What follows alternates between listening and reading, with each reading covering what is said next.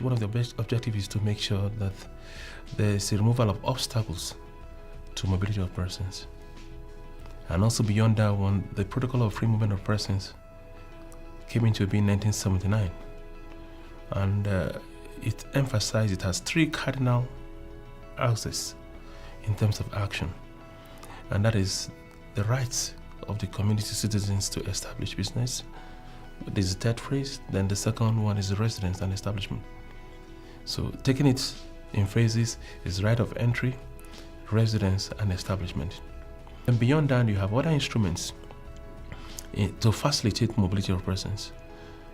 And border management, you have the document, the final communique of March 2000 for creation of a borderless region. It entails, again, the management of borders. It's also, in the document, you have the adoption of a community passport, like what you have now, to facilitate mobility and also manage the borders properly. You have the ECOWAS passport.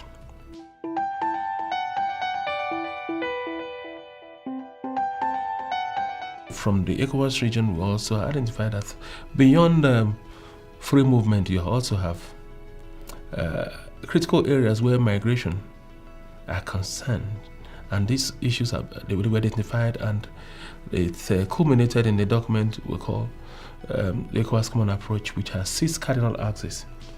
The first one again was identified as free movement of persons, which will encourage intra-regional mobility. The second one is actions on regular migration. The diaspora issues are taken care of that are on capacity building. The irregular migration to combat the issues in terms of human trafficking, human smuggling, drug trafficking, cross-border crimes and related crimes.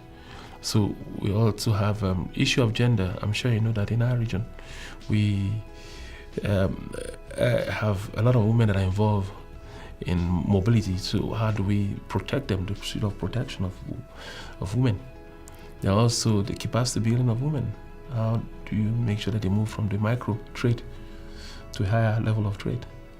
Then beyond that one, you have the harmonization process, the cross-border issues, people living at contiguous borders. How can you establish the relationship they had before the delineation of the borders? Because if you go through our borders, you find out that those at contiguous borders are related. They speak the same language, and when you talk about border management without the involvement of the locals, you find out that you create more problems. So how can you make sure they live harmoniously?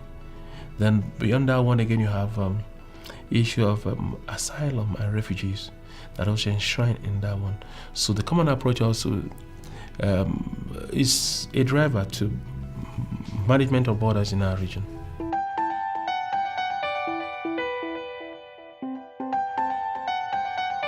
Within the framework of ECOWAS and Spain Fund, we've been able to build capacities of the civil society and the institution. And I'm sure you know the fund was the grant of 10 million euro that was given to ECOWAS in terms of capacity building of institutions, civil society, and migration-related issues. And these have really impacted positively. And there are also accountability in it, because we have steering committee with both partners, and also the approval are gotten from both parties in terms of the steering committee. So there's a process that we're trying to drive, and it's yielding results in terms of capacity. Beyond that one, we have also within the EU ECOWAS framework, through the IOM also, we've been able to have a grant of 25 million euro, but to be implemented through IOM and consortium, the ICMPD, ILO. So these are the things, these are the cooperation that we have, and they're all in migration-related areas. And we believe that with that one, we'll be able to combat the menace of irregular migration, and also build a capacity, because it is not only combating them, but also build a capacity and bring development in our region, and also encourage intra-regional mobility within the African context. And ECOWAS is also a very active participant in terms of the Rabat process. And also this is also mainstream in terms of policies and also, beyond policies and implementation of relevant decisions and recommendations that are made from the Rabat process.